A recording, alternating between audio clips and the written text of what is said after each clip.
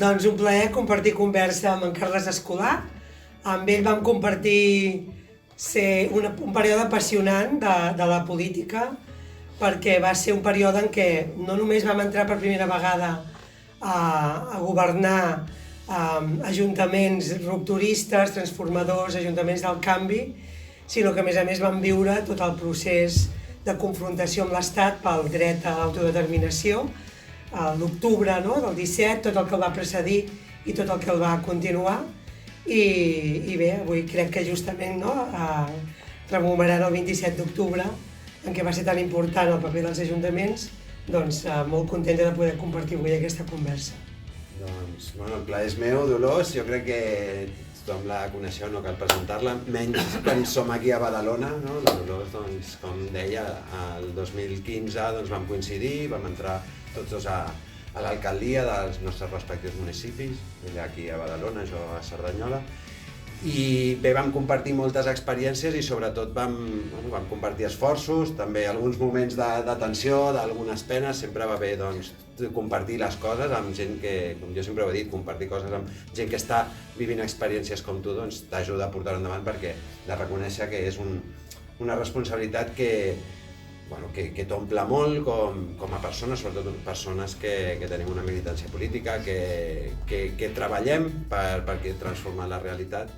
I bé, però també és dur i és important també trobar suports en tots els àmbits. Per tant, un plaer estar aquí avui, tornar a estar amb tu, com sempre, però sobretot per parlar del tema que ens ocupa avui, ara que fa 5 anys ja d'aquell octubre del 2017, i que sembla que va ser ahir, en algun cas com el meu, quasi que encara dura l'octubre del 2017, perquè jo a nivell judicial continuo encara emmerdat amb conseqüències d'allò i suposo que encara trigaré una miqueta. Però bueno, són allò, com diuen en castellà, que de sarna con gusto no pica, i al final jo crec que tothom ja sabíem les conseqüències que assumíem i per tant, com a persones adultes, cal acceptar-les i tirar endavant, perquè l'objectiu s'ho valia i s'ho continua valent.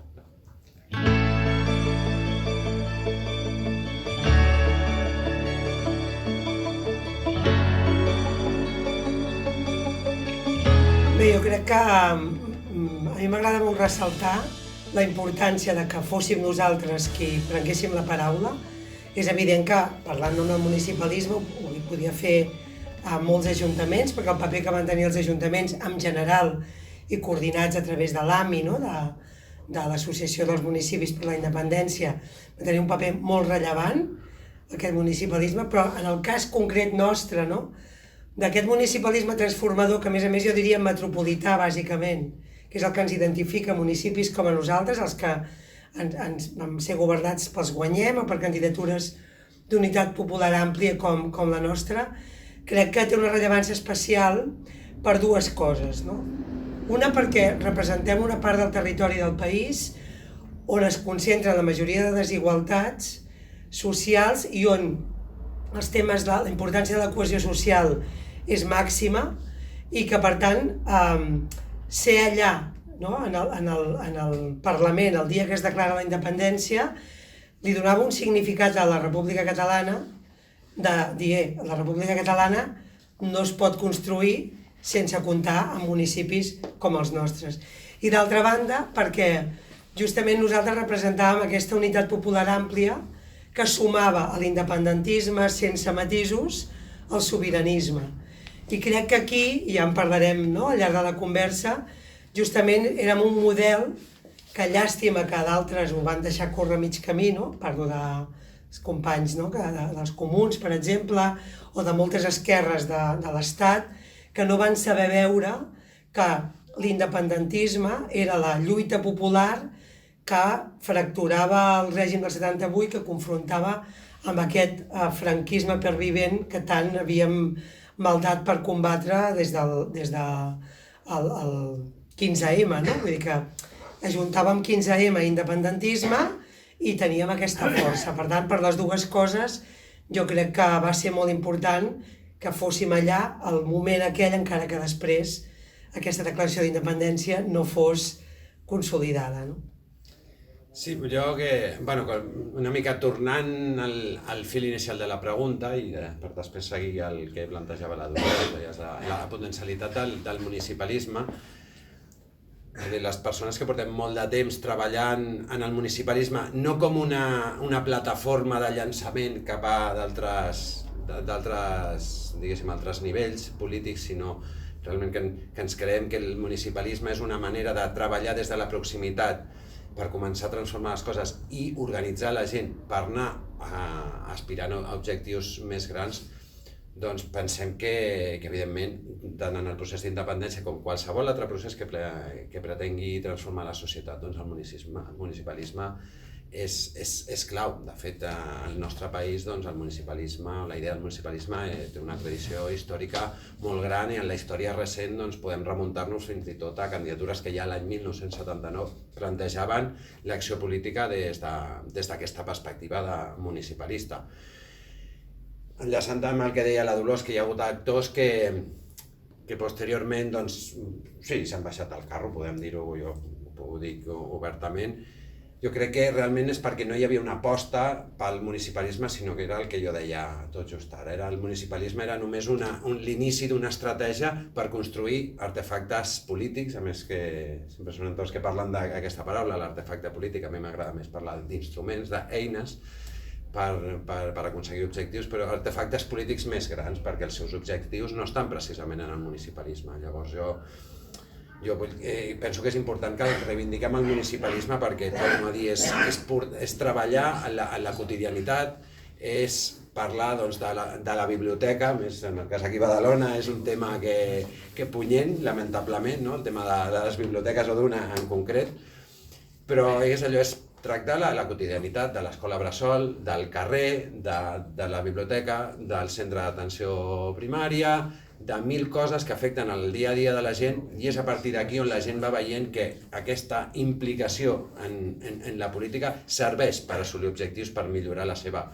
realitat material, les seves necessitats més immediates, i per tant la gent aspira a transformar més coses. Per tant, jo penso que sense el paper del municipalisme, jo crec que l'octubre del 2017 no s'hauria donat com es va donar, no hauria tingut la força que va tenir, i evidentment no hauria tingut la força que va tenir en el cas del que és la gran regió metropolitana. Hi va haver-hi moltíssimes persones que des del municipalisme, des de diferents àmbits, van treballar perquè allò fos possible, i jo torno a dir, jo penso que sense aquest factor del municipalisme, si tot hagués quedat en mans, diguéssim, de les organitzacions polítiques més tradicionals, doncs la cosa hauria estat bastant més diferent. I no és que m'agradi, jo crec que no podem estar gaire satisfets amb el resultat final, però jo crec que sí que en podem estar molt satisfets del procés i de molts aprenentatges i moltes coses molt positives que van sortir d'allà, i que evidentment tot això seran eines que en el futur ens permetran continuar assolint objectius majors o menors, aspirem als grans, però jo penso que la força del municipalisme és clau en la transformació social en general. Sí, de fet dèiem la república barri a barri, la república des de baix. Jo crec que aquest era el motiu principal d'aquesta implicació des d'una terra a la vida, perquè al cap i a la fi, ho deia molt bé el Carles, però les polítiques es facin des d'on es facin, on a terra i on travessen la vida de la gent és en el carrer, al barri, al municipi, si tens casa, si no en tens, si tens escola, si tens problemes per trobar plaça escolar o no, el centre de salut, tots els serveis públics, tot això a terra, a la proximitat de la vida. I és cert que des de la política de proximitat, jo molt sovint feia servir que el municipalisme era des d'on era més fàcil empènyer la revolució, perquè també moltes vegades, com que es viu la política tan de prop en relació als problemes dels veïns i les veïnes, doncs no tens més remei que també des de la institució innovar i pensar coses, penso en tarificacions socials, en coses que les lleis del país no les han impulsat i en canvi des dels ajuntaments s'innova per fer-les, amb tarificació social o qualsevol eina de justícia fiscal. Jo En aquest sentit, quan parlaves, no, la pregunta de la potencialitat, crec que en el moment en què estem ara, que és un moment de desencís, sobretot de desorientació, crec que només hi ha, en aquest sentit, no, pensant en la potencialitat del municipalisme i del que va significar aquest rupturisme i el fet que fóssim la veu dels municipis en el moment important de la República Catalana de declarar-la i intentar que tirés endavant, i tot el que ha significat l'octubre, no? Tota la lluita per l'1 d'octubre, el 3, tot el cicle. Crec que hi ha una clau, que és que l'alliberament nacional i l'alliberament social van junts. I per mi hi ha un exemple en una ciutat, segur que a Cerdanyola també us passa, però aquí a Badalona, que tenim desnonaments cada dia, que són desnonaments que deixen al carrer persones amb criatures, persones sense recursos, que estan vivint en pisos de grans tenidors i que, per tant, suposadament la llei les hauria de protegir, però no les protegeix, l'Ajuntament no les protegeix, la Generalitat no les protegeix, els envien la comitiva judicial i els envien els Mossos, i qui ho atura és la societat civil organitzada, no? Les entitats, els veïns, la gent lluitant.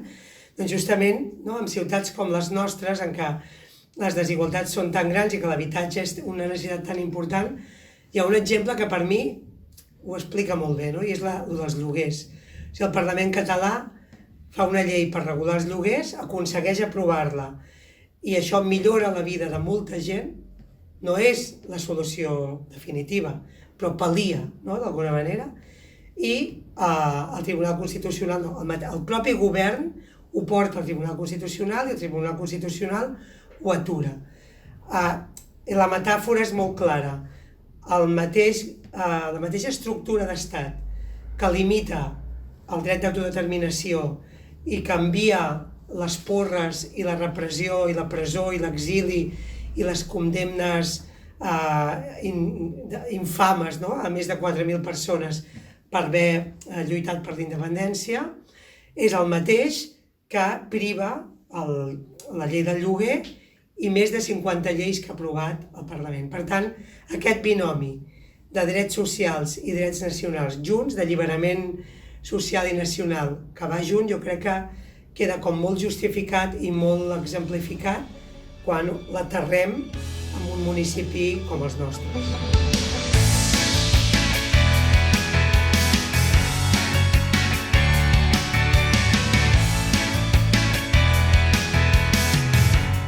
Bueno, com deies, ja hem parlat, alguna pinzellada hem fet. Jo, en tot cas, per afegir sempre, bueno, des que ja fa molts anys vam començar a treballar amb això que en diem el municipalisme, que segurament se'n podria dir d'una altra manera, però ens agrada dir-li així, perquè és centrar la nostra acció política al municipalisme. Jo crec que parteix d'una màxima que és pensar globalment, no? El nostre objectiu és transformar el conjunt de la societat, fer d'aquest món un lloc més just, on la gent puguem viure més feliços, on les necessitats materials de la gent, aquelles que són imprescindibles, puguin estar cobertes per tothom.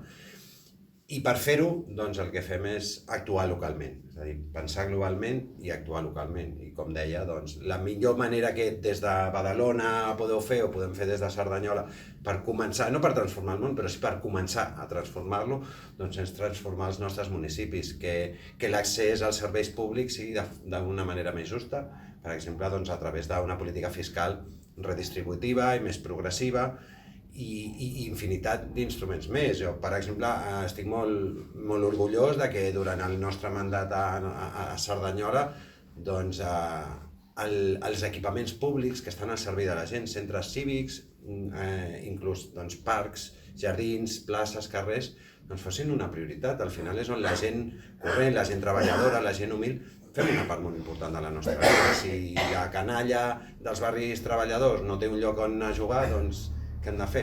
La gent de diners ja té llocs on anar, poden pagar altres llocs.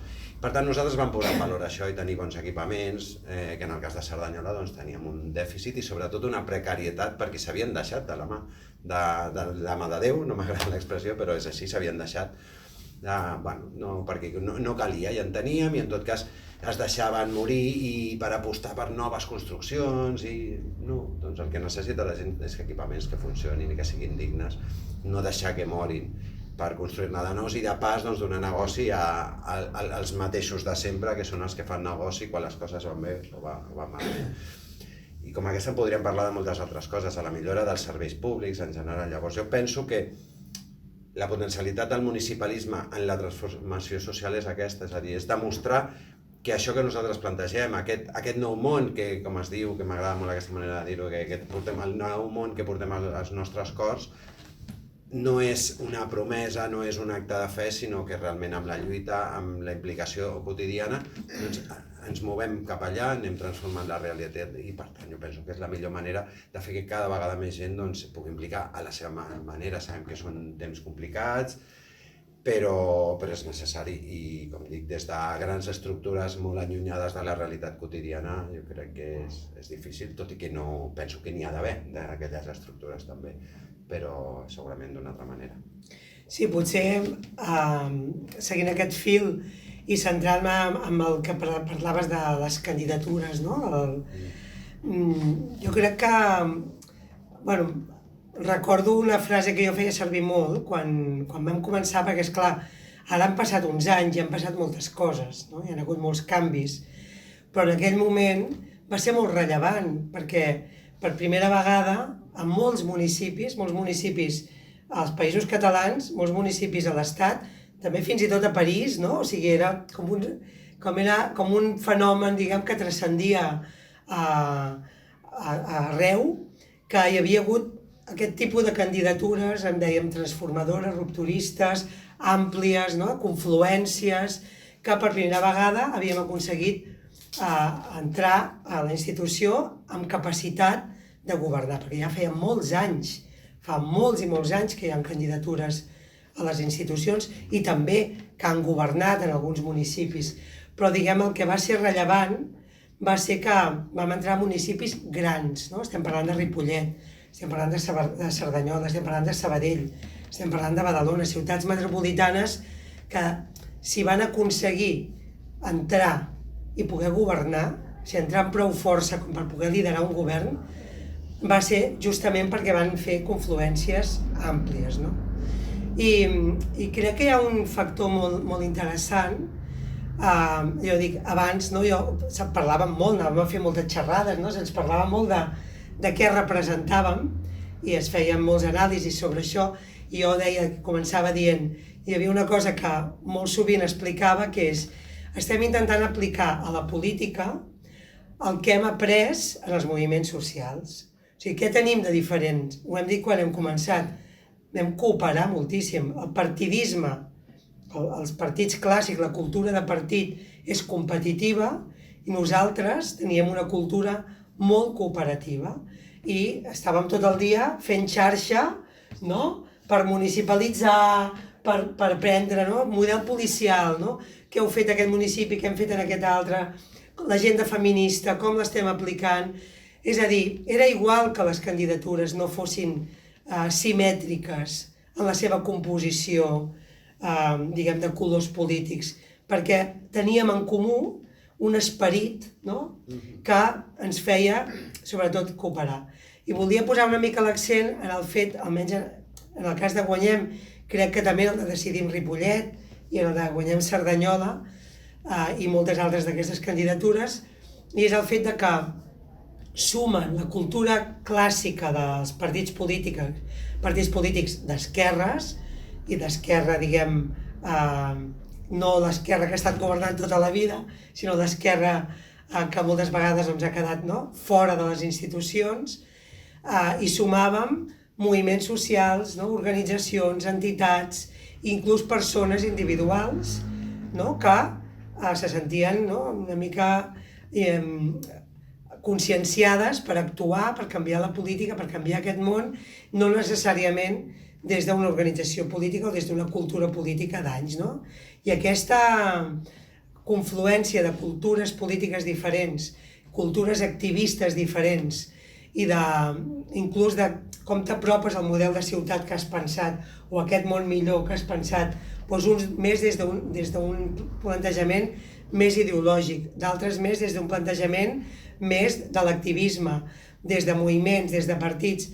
Això va ser una riquesa molt gran que jo crec que va mostrar un potencial molt, molt significatiu, brutal, i que precisament per això, com diu molt bé la Marina Garcés, que sempre parla de que estem en un moment contrarrevolucionari, jo crec que vam ensenyar aquest potencial com era, perquè a més, amb molt pocs recursos vam aconseguir bons resultats, i amb molt pocs recursos i amb moltíssimes dificultats, amb la llei Montoro, no? que a més amb tothom en contra nostra, no? perquè eren els mitjans, se'ns desqualificava contínuament, no? érem els antisistema, érem els perroflautes, no? Tot ens anava a la contra, i vam ser capaços en molt poc temps de fer coses que no s'havien fet mai. I la gent va anar veient, no? que aquesta manera de fer política realment era la que donava resposta als problemes més immediats de la gent, que hi havia planificació més enllà del mandat polític, sinó que es pensava, no? pel present, però també per un futur pròxim i llunyà, amb horitzó llarg, aquesta mirada llarga, i això jo crec que va activar, diguem que l'estatus quo, no? les oligarquies es van activar en contra nostra, s'ha vist amb grans empreses com Fomento i amb moltes altres, no? que han batallat perquè ens han vist com una amenaça. No? Vam arribar a ser una amenaça pel règim del 78, per les oligarquies, per aquests poders fàctics, per aquestes elits que fa tants i tants anys que viuen, no? Mantenen els seus privilegis a costa d'exprémer les vides de la majoria de la gent. I crec que, clar, nosaltres ens vam posicionar clarament, com diu Judith Butler, no? que ho defineix també, per fer vides vivibles, no? el dret a la vida vivible de la majoria social, i nosaltres ens vam posicionar clarament al costat, no? de les classes populars, de les persones més excloses, dels drets per tothom, sense oblidar diguem, aquest tothom ampli, però sí, no? Només deixant al marge les grans fortunes, no? i els grans privilegiats de sempre. Llavors jo crec que aquesta manera de fer política va ser possible justament perquè vam fer aquestes confluències àmplies que no van ser sectàries, no van ser de mirar-se només els interessos de partit, hi va haver molta generositat, aquí a Badalona mateix, Guanyem no hauria pogut néixer sense una generositat immensa per part de moltes organitzacions polítiques que mai havien fet pinya juntes, no? I una varietat, no? Des de la CUP, Podem, els Verds, Revolta Global, Procés Constituent, a part de totes les entitats diverses de moviments socials, feia molt poc que havien fet la cadena 3x3 pels nostres drets, el 3 de març, que va ser històrica, hi ha un treball de base de moltes plataformes pels serveis públics, com dius tu, i de gent, no? La gent de l'ANC, d'Òmnium, que estava més involucrada en el procés independentista, també allà sumades, gent a títol individual, com jo mateixa, a títol... Penso que va ser com un catalitzador, no? Que va ser... I parlo d'un passat, però crec que continua present, no? I això ho acabo aquí dient, que tota aquesta experiència encara és vigent. Tot i que després, no? El 19, ens ve una patacada perquè els mitjans, no? Tot l'estatus quo posa molta energia en poder-nos aturar. Nosaltres continuem mantenint resultats importants, no? Cerdanyola, això n'hem parlat moltes vegades, encara que no sigueu al govern, però ha sigut important. El mal resultat del 2019, nosaltres fa 10 anys no ens l'hauríem imaginat ni en el millor dels escenaris. Exacte. I va ser un mal resultat, no? Perquè vam perdre l'alcaldia, vam perdre representació, però... Ripollet es manté, no? Sí. Però aquesta energia, no? D'aquests aprenentatges i el que vam viure, diguem, és un aprenentatge, jo crec que tant les candidatures del 2015 com el procés independentista, amb tot el que va passar després de l'1 d'octubre, totes són coses d'un gran empoderament popular, que quan en Brossa diu la gent no s'adona del poder que té, jo crec que ens vam adonar del poder que teníem, tothom se'n va adonar, i precisament per això és encara ara una font d'inspiració i una font d'energia molt potent per vestir el projecte pel 2023 i per no rendir-nos mai. No rendir-se com deia el Che, un revolucionari no es rendeix mai. I jo penso, enllaçant amb el que deies, sobretot que per mi em sembla que és interessant, els atacs que vam rebre, jo crec que ens van atacar per terra, mar i aire, com es diu.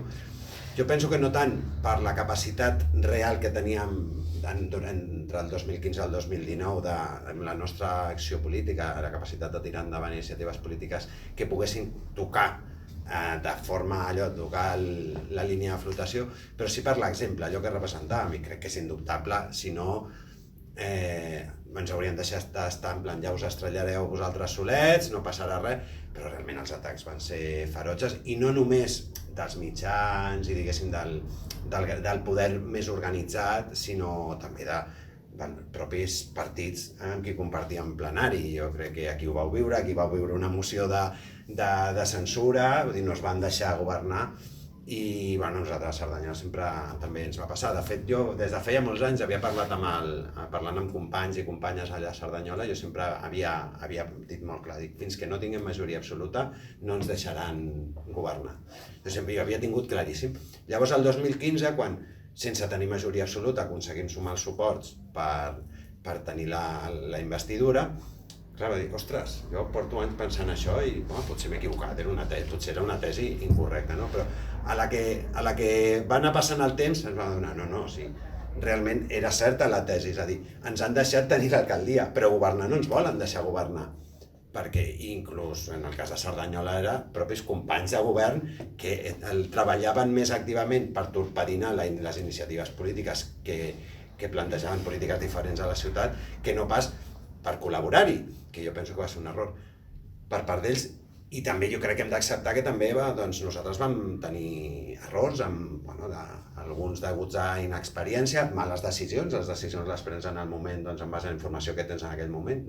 Segurament jo ara, si tornés al 2015, hi hauria coses que faria diferent. Si tornessis amb experiència... Exacte, no, evidentment seria així, però jo penso, en el cas nostre a Cerdanyola, la reflexió l'hem fet molt sovint, i jo penso que nosaltres un dels errors va ser pensar que realment els companys que triàvem de viatge, diguéssim, fora del que era el nostre espai polític, realment creien en això i que feien una aposta honesta per transformar la ciutat, quan en realitat penso que no feien una aposta honesta, sinó que era la seva aposta per intentar estar en el poder i poder fer alguna cosa en base als seus interessos polítics, però sobretot treballar perquè nosaltres no poguéssim sortir-nos amb els objectius, els principals. Evidentment ja sabíem que tot no podríem fer, però els objectius principals, i veure com els acords que teníem per tal de no només implementar per primera vegada a Cerdanyola una política fiscal progressiva, sinó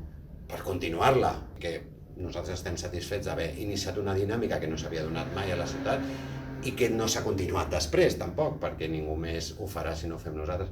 Però com deia, els mateixos companys de govern treballaven en contra del programa de govern. Llavors jo crec que aquest és un error que hem d'assumir, per tant, a extreure'n aprenentatges i lliçons de cara al futur, i segur que en vam cometre molts més. És que, al final, l'única manera de no equivocar-se és no fer res, i llavors jo sempre dic que aquest és el més gran dels errors que pots cometre, no? Si vols transformar la realitat et transforma treballant, transformar-la, equivocant-te i tornant-ho a intentar sempre fins l'infinit.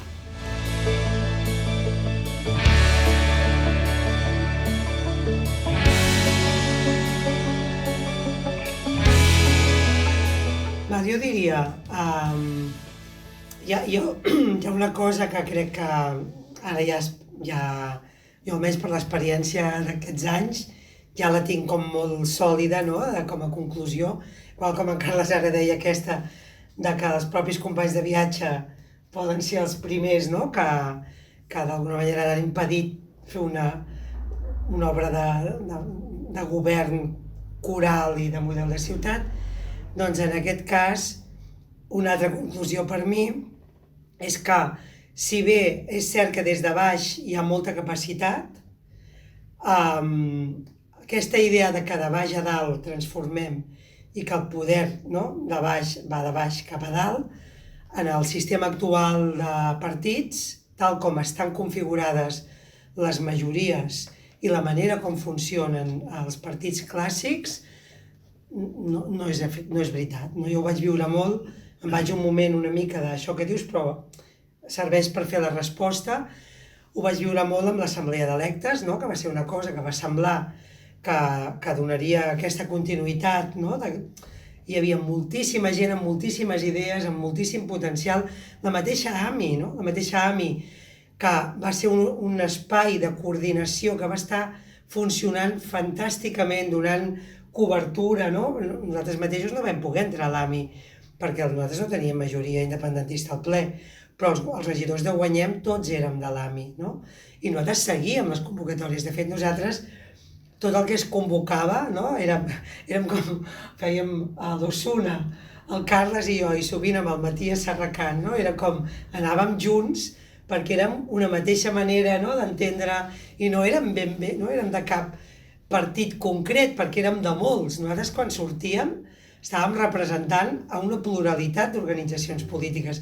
No érem només d'un partit, i per tant ens reconeixíem com a iguals, i fèiem moltes coses junts.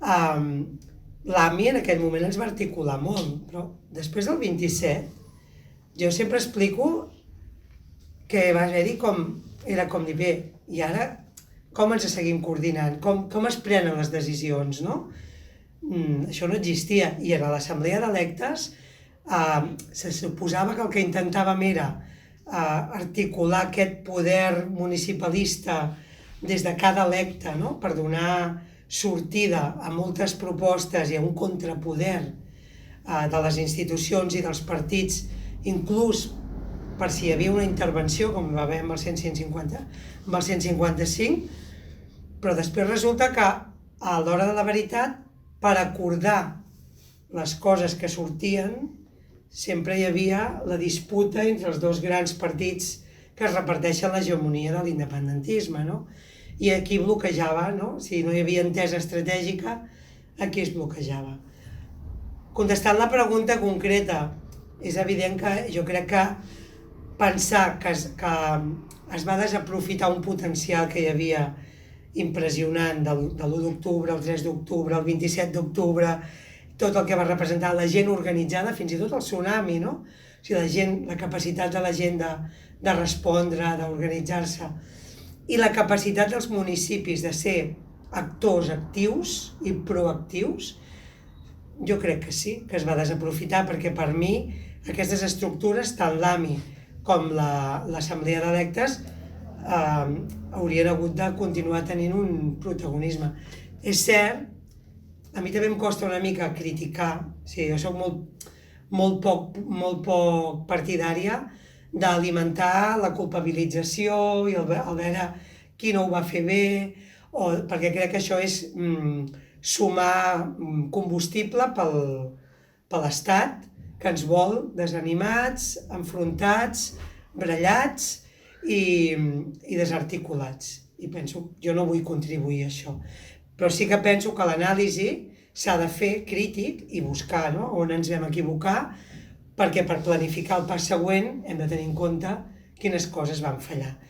I jo ho he pensat moltes vegades, és normal, hi havia aquell nivell de repressió, tothom estava desolat, els companys a la presó, ja teníem els Jordis a la presó, va començar l'exili, va haver-hi la presó següent, ara, just l'1 de novembre, els van empresonar a la resta de companys de govern, vull dir, es van anar sumant una sèrie de patacades fortes, però vam tenir molta capacitat de fer reacció antirepressiva, però en canvi no vam tenir capacitat de seguir pensant en l'estratègia per seguir treballant tot aquest potencial de transformació i de com consolidem aquesta força revolucionària que es va posar al carrer l'1 i el 3 d'octubre i que continuava estant bategant, i en aquells municipis hi teníem molt a dir, però no vam trobar la manera de tenir eines per fer-ho.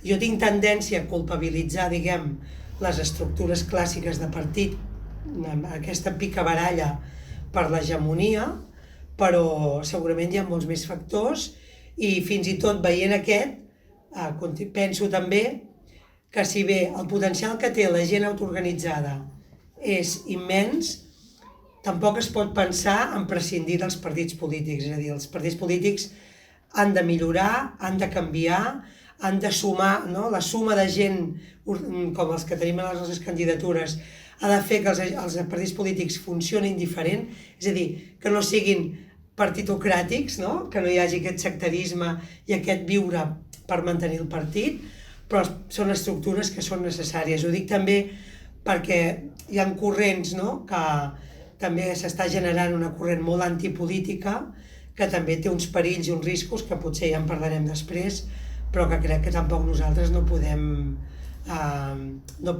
nodrir, no podem alimentar. No sé com ho veus. No, jo en general estic evidentment molt d'acord amb el que planteges. Jo penso que, en tot cas, davant la pregunta si es va desaprofitar la força, crec que vist ara en perspectiva és molt més fàcil fer una reflexió. En tot cas, el que caldria és fer l'exercici de situar-se en aquell moment, on evidentment les reflexions que fèiem era evidentment que això és una batalla que serà molt llarga, que serà molt dura i que no tenim clar si podrem arribar fins al final, si realment tothom està fent tot allò que ha de fer, perquè clar, quan el que vols fer és que tens un gran moviment on participa tanta gent, evidentment que no tothom està fent tot, sinó que s'ha de delegar, s'ha de confiar que d'altres estaments, i evidentment hi havia un govern de la Generalitat que era molt útil tenir-lo al costat i que esperàvem que fessin determinades coses, tot i que hi havia signes de que determinades estructures d'estat, que es feia servir molt aquest concepte en aquell moment, doncs, com deia, hi havia símptomes de que no s'estava fent el que ens deien. Però en tot cas, crec que l'aposta era hem de tirar endavant, estem, allò com es diu avui, estem navegant per un terreny no cartografiat, no sabíem què passaria. Per tant, jo no crec que es desaprofités la força completament, crec que podem extreure aprenentatges molt positius. Per exemple, una idea que es deia en aquell moment, no, allò de ni un paper a terra, passarem de la llei a la llei, l'estat espanyol sabrà governar, que això és com els unicorns. Però no perquè sigui l'estat espanyol, si és que cap estat espanyol sabrà governar, sabrà dialogar, volia dir, cap estat sabrà dialogar el que seria el fraccionament del seu territori. Això és així. Llavors, jo crec que molts ho tenien molt clar i segurament els que estaven, diguéssim, més al davant i a determinat nivell, en el govern de la Generalitat o a nivell del Parlament ho tenien bastant clar, tot i que no ho deien. Però clar, jo penso que una de les coses positives d'allò és que es va demostrar que aquesta estratègia de fem pressió i l'estat espanyol sabrà negociar, o vindran a Europa, des d'Europa vindran a rescatar-nos. Aquesta ja la podem descartar. Clar, vull dir que jo crec que hem tingut al llarg de la història algunes proves de que això no passaria, no? Podem recordar, evidentment no és un context comparable, però durant el que s'anomena la Guerra Civil, alguna gent parla de la Guerra d'Espanya perquè va ser la prèvia de la Gran Guerra que va venir després, de la Segona Guerra Mundial, és a dir, quan va haver-hi un cop d'estat feixista, l'exèrcit que massacrava la població va haver d'agafar les armes per defensar-se, no va haver-hi cap estat europeu que vingués a ajudar-nos. De fet, només n'hi va haver un, que era la Unió Soviètica, com que l'any 2017 ja no existia, tampoc no hi podíem comptar. Per tant, jo crec que quan l'estat espanyol no estava traient l'exèrcit, encara era menys probable que passés això, i per tant, jo crec que molts tenien molt clar que l'estratègia era mantenir la pressió, continuar generant problemes a l'estat espanyol, i per tant, això, com es fan les coses en política, és a dir, continuem generant un problema, continuem augmentant la pressió, continuem empoderant-nos i anem veient cap on arribem. Per tant, jo crec que aquells unicornis que ens havien venut, doncs, la part positiva és que vam aconseguir guardar-los definitivament al calaix, i a partir d'ara, doncs, jo crec que hi ha moltes coses positives que en podem extreure. Però, evidentment, jo soc dels que penso que en l'octubre del 2017 no sé si teníem la força i l'organització, sobretot l'organització, per arribar fins al final, però jo sí que penso que podríem haver arribat molt més enllà. Haver sostingut la lluita molt més temps i per tant haver forçat determinats escenaris on haguéssim aconseguit alguns altres objectius. O l'altra qüestió que també es deia no, és que no sabíem que l'estat espanyol vindria a reprimir, però si us plau. Clar, jo sé que la gent que quan es diu això, evidentment, els que ho diuen no s'ho creuen, però ho diuen per intentar que la gent s'ho cregui, no? Perquè quan diuen, clar, que és que tu et vas comprometre a fer una acció decidida i a no aturar-te malgrat el que passés, i com que després a la primera canvi t'has aturat, doncs has de fer, vols fer creure als altres que és que tu volies arribar fins al final, però és que no t'han deixat. Evidentment que la repressió, i la sabíem, de fet, havíem tingut converses a nivell polític, inclús a nivell personal. Jo recordo el meu pare m'ho deia, diu, estic realment amoïnat per tu, i jo li deia al meu pare, ho sento, però és el que hi ha. És que no tenim més remei, és que l'aposta ha de ser aquesta. I l'aposta és que no només sigui el teu fill, sinó que sigui el teu fill, la filla de no sé qui, el fill de l'altre, la filla, i que siguem molta gent i que, per tant, aquesta acció col·lectiva pugui impedir que l'acció repressiva pugui actuar, perquè, evidentment, no poden ficar 2 milions de persones a la presó.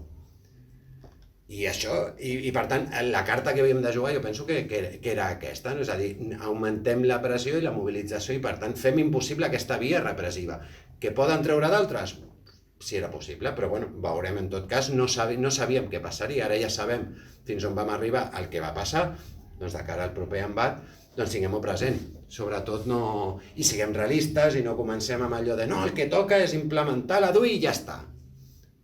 Construir un estat nou, una república, jo crec que és una cosa més complexa i hem de ser honestos i parlar clarament a la gent. I el que cal és tornar a agafar força, agafar embranzida i continuar. I continuar explorant terreny no explorat perquè, evidentment, ens va quedar molta part del camí sense explorar i que no sabem com serà.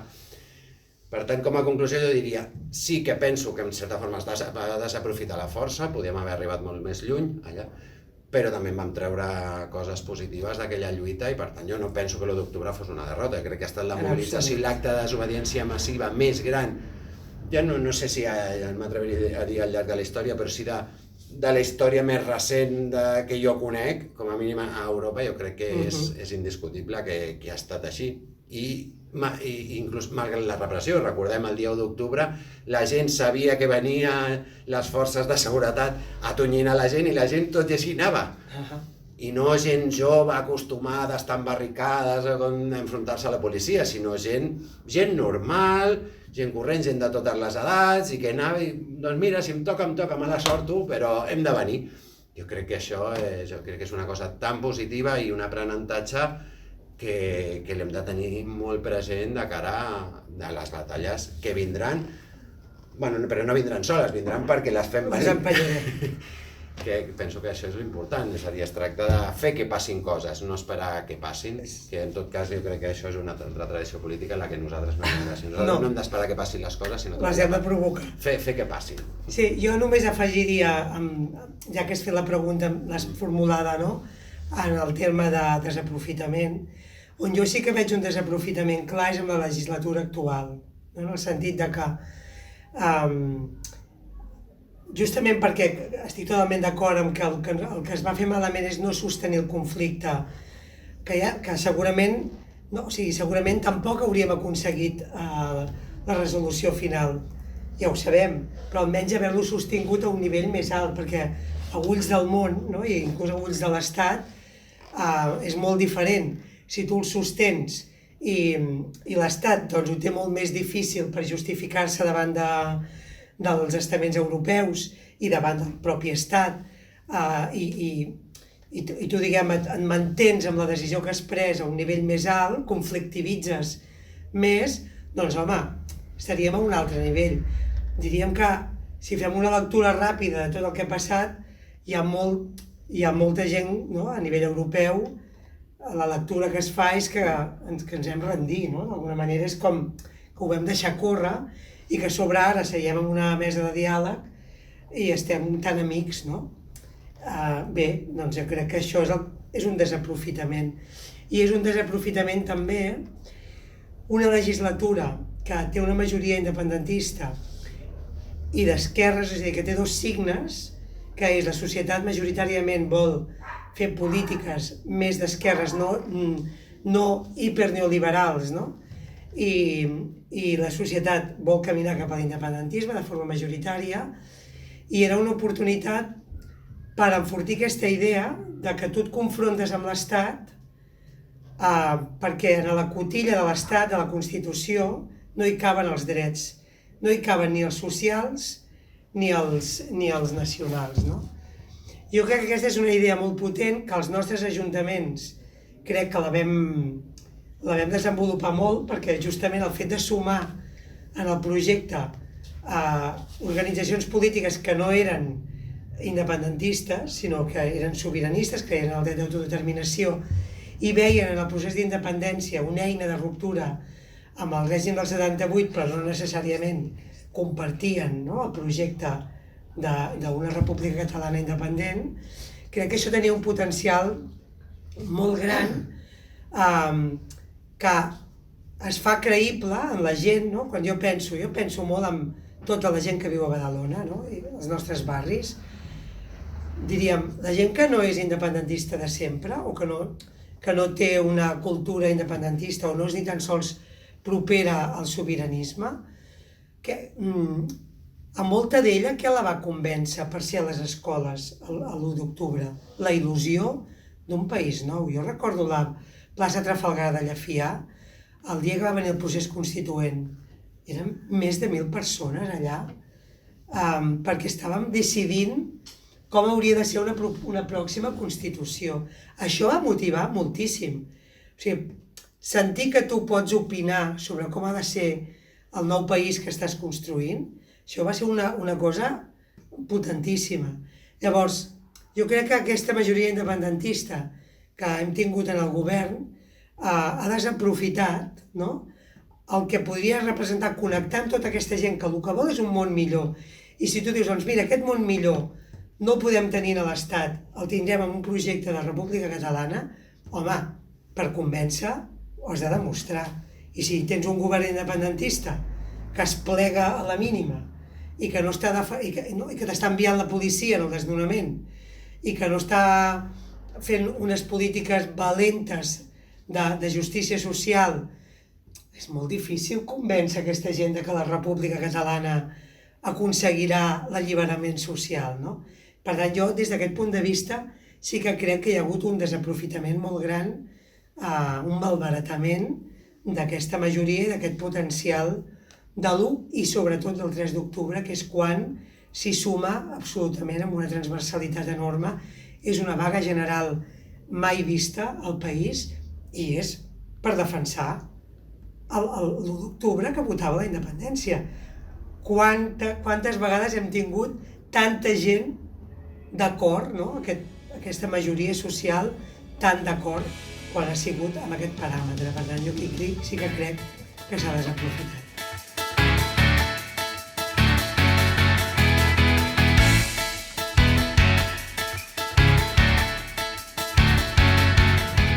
Crec que és difícil dir quin va ser el nostre paper. El nostre paper va ser el d'intentar que aquell procés electoral fos el màxim d'homologable a qualsevol altre procés electoral. És a dir, que la gent pogués anar al seu centre electoral de referència, jo crec que era clau perquè fos amb la màxima normalitat, que evidentment després no hi va haver normalitat, i no perquè no volguéssim o no aconseguíssim, sinó perquè va haver-hi una estratègia excessivament repressiva, erròniament repressiva per part de l'Estat. Jo crec que aquell dia es van equivocar i posteriorment es van adonar que s'havien equivocat i per tant van canviar l'estratègia perquè van veure, no, atacar a tothom és un error i per tant van canviar, ataquem quirúrgicament, que crec que com a estratègia ha estat més satisfactòria per ells, però evidentment que, clar, algun paper van jugar. Jo prefereixo determinats detalls no explicar-los perquè jo tinc l'esperança que tot això pugui servir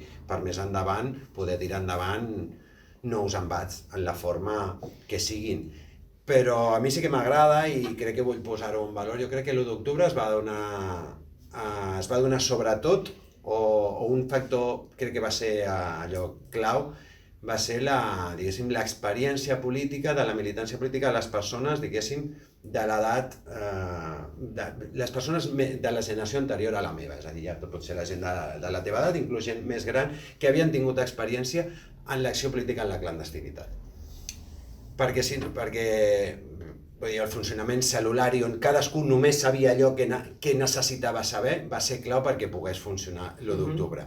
I aquesta manera de funcionar, tot i que molts em sento molt identificat amb la tradició política que representa històricament el PSUC aquí a Catalunya i que també va treballar molt així, aquest model de treballar en la clandestinitat, la coneixia, l'he llegit a llibres, però jo mai l'havia practicat, no havia tingut necessitat perquè jo no he hagut de treballar políticament en la clandestinitat. I per tant, sense aquest bagatge d'aquesta generació hauria estat impossible.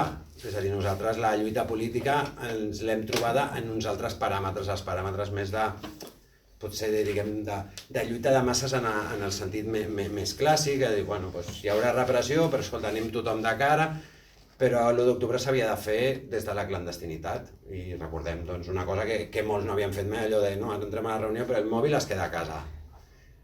I amb determinades persones que jo sempre dic que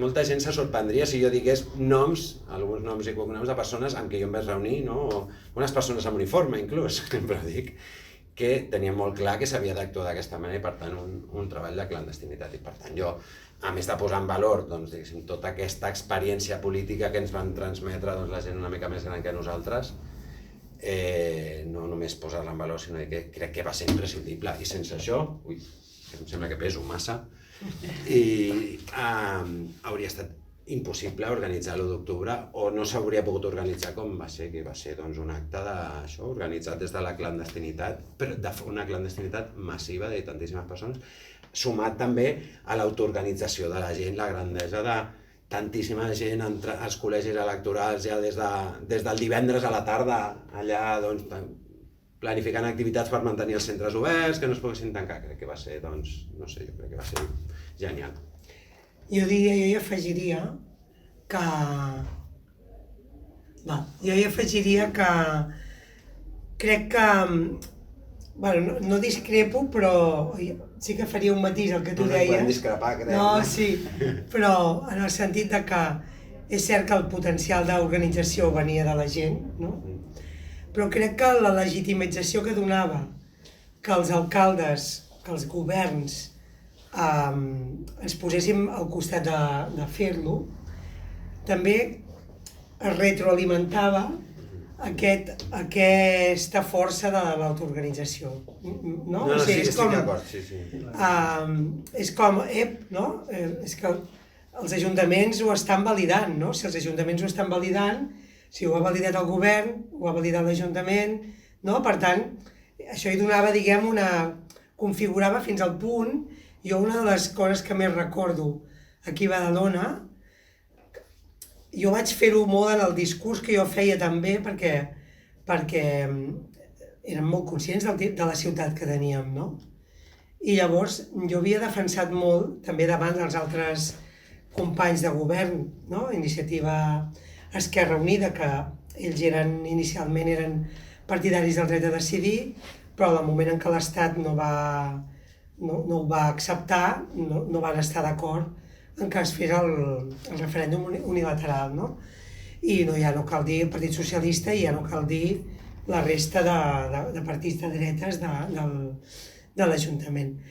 Jo feia una defensa molt en aquesta línia que tu has dit per legitimar aquest referèndum i per donar peu a que tothom que viu a tots els barris de la ciutat, que jo sé que hi ha molta gent que votarà que no, ostres, que es pugui expressar, que el no s'expressi, no?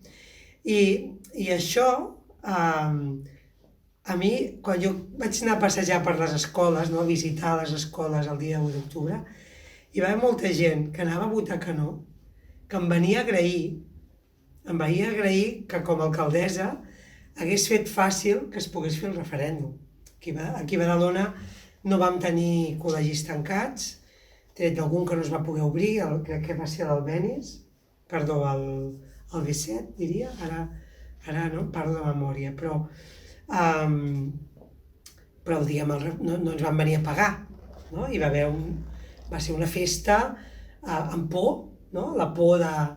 Jo crec que com a alcaldes vam patir en aquest sentit, quan al migdia, no? Les notícies de que venen, ara diuen que, no? Hi corrien molts rumors, i crec que nosaltres, no? La cosa era, ostres, que no hi hagi sang, no? Que no hi hagi, mirem que ningú prengui mal, però és que hi havia un entusiasme i un compromís tan brutal a totes les escoles, però jo vull destacar això, no? La gent que volia votar no, que em donava les gràcies per haver permès, haver facilitat l'obertura de les escoles. Això crec que és important. I després, això que deia, no? De com legitima el fet d'haver-ho cregut. I només un apunt sobre que també hi van haver algunes desobediències que generaven relat, no? I aquí parlo en el cas de Badalona. Aquí, inicialment, us recordeu que hi va haver un primer fiscal, el fiscal Maza, sí. Maza, Maza. El fiscal Maza, que va donar ordres a través del Trillo, tot venia de la mateixa, desenvolupant una ordre del representant del govern aquí, que deia que la Guàrdia Urbana, no? Les policies locals s'havien de posar al servei de les ordres judicials i que les havien com de... És com si ens les traguessin del comandament que teníem els alcaldes sobre la policia local, no? Llavors, això era fàcil de caure a la trampa des del punt de vista institucional que algú pensés que això es havia d'obeir, no? Quan en realitat nosaltres vam ser dels primers ajuntaments que vam recórrer aquesta ordre perquè sabíem que el que havia fet el delegat del govern era una ingerència, perquè en tot cas la judicialització del tema de l'1 d'octubre es duia per una altra banda i no podia estar-se portant, diguem, dues ordres des de dos motors diferents que les generaven, no? I el fet de posicionar-nos amb això, doncs, de seguida va fer que, com si diguéssim, es desarticulés aquesta possibilitat, tot i que després, com diu ell, no podem explicar tots els detalls de tot el que va passar. Aquí, el fet que els ajuntaments estéssim organitzats, coordinats i anéssim donant resposta als intents de repressió amb noves fórmules, a part de que no aturava, i que estic d'acord amb tu, que això no ho hagués aturat ningú, perquè la gent no l'hagués parat ningú, però crec que sí que va anar com transferint, va anar comunicant confiança de que la gent sentia que no estava sola. Nosaltres som el motor, però tenim també els ajuntaments, tenim els alcaldes i alcaldesses, i això jo crec que donava com un acompanyament important, no? També diria, no? Vull dir, tenim el precedent posterior en aquest cas, no? Aquell de apreteu, però després us envio la policia perquè us apreti la policia encara més a vosaltres, però actes de desobediència que vam protagonitzar tu o jo i moltes altres persones que estaven a l'alcaldia, evidentment que van encoratjar més gent a dir, escolta, doncs, és que et toca desobeir i desobeirem totes i tots. Si l'alcaldessa o l'alcalde, no? Desobeir vosaltres, però nosaltres ens quedem a casa veient allò amb la manteta tapats per estar calentets que al carrer fa fred. Si tu et veus el teu alcalde o alcaldessa, no? Evidentment que té una acció amb valentia, donant la cara, i vull tenir un record pel Joan Badia, que justament ja va morir, que és aquell alcalde que va ser de Callús, no? Que el van tirar per terra, i jo havia treballat amb ell al Departament d'Educació, el coneixia, i pensava, no? O sigui, l'exemple, no? És com no? Si no m'estan deixant sol, no, és que aquí els representants de la institució, els representants del poble, també estan donant la cara. Crec que això va ser també molt important.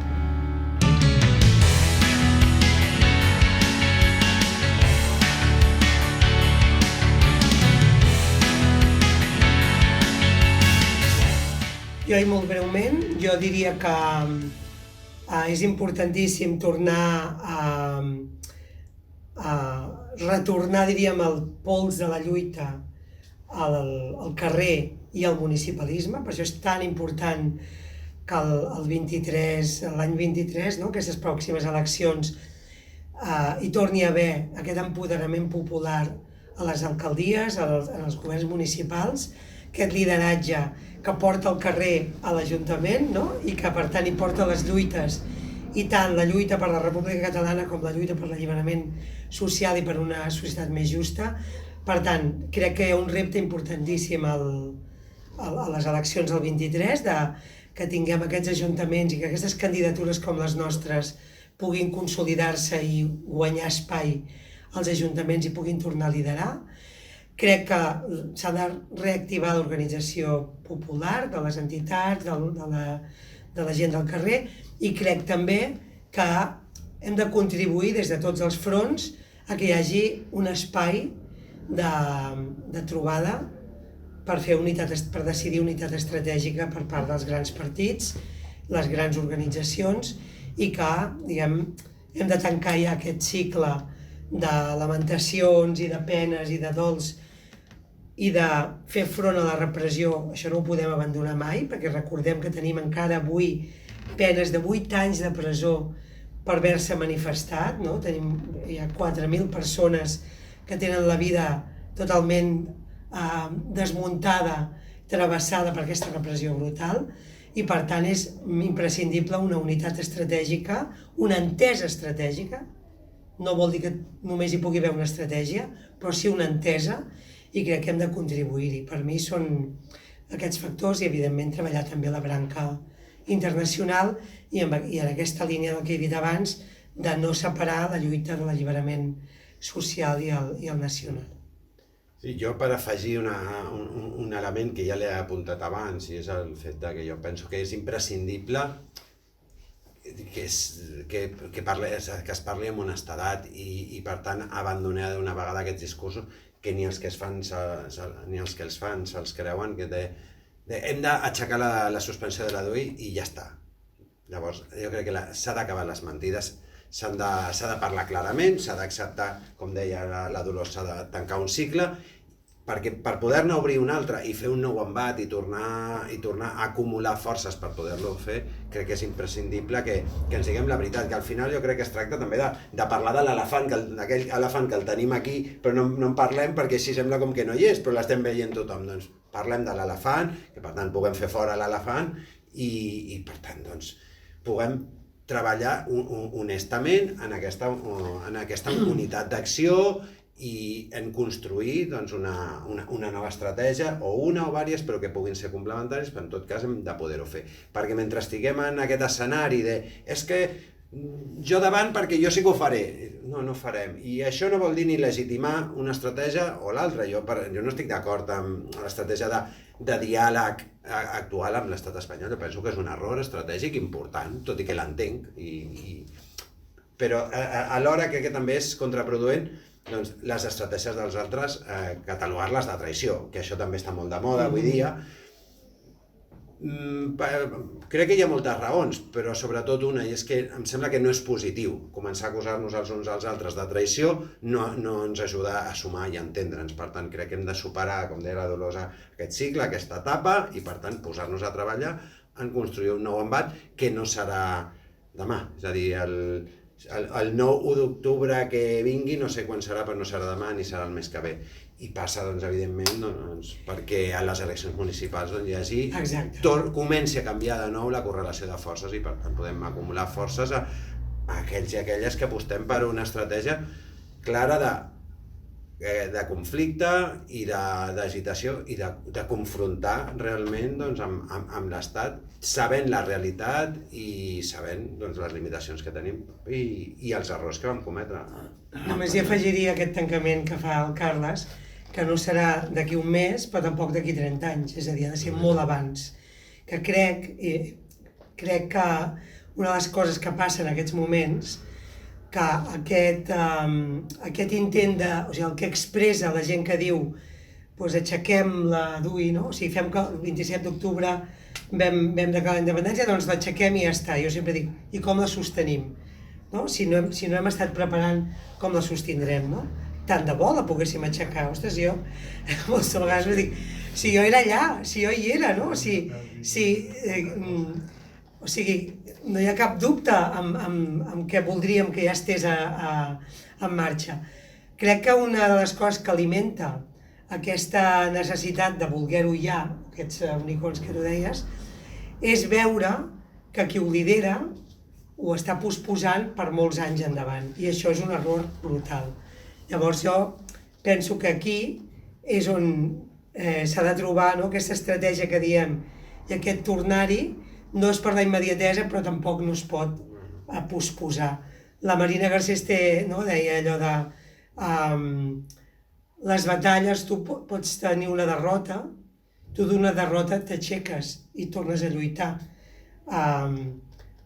Del que no t'aixeques és d'una rendició. O sigui, nosaltres ens podem sentir derrotats, però això no és problema, perquè és que hi tornem i ens aixequem i seguim batallant. Una altra cosa és si hi ha algú que s'està rendint. Clar, si et rendeixes és que ja ho has deixat córrer, i això sí que no ens ho podem permetre de cap de les maneres. Molt bé, doncs amb aquest tancament us agraïm moltíssim tota aquesta estona que ens heu dedicat a la reflexió.